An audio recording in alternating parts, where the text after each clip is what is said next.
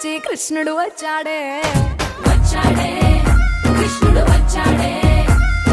యమునా తీరాన ఉన్న రాధను చూశాడే చూసాడే రాధను చూసాడే ఫ్రూటులని గోపాలుడే సుటు వేసే భూపాలుడే మీసమొచ్చిన పాలుడే మాట వెంట పడిపోవుడే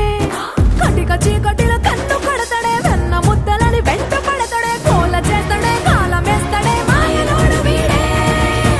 హై బృందావనం నుంచి కృష్ణుడు వచ్చాడే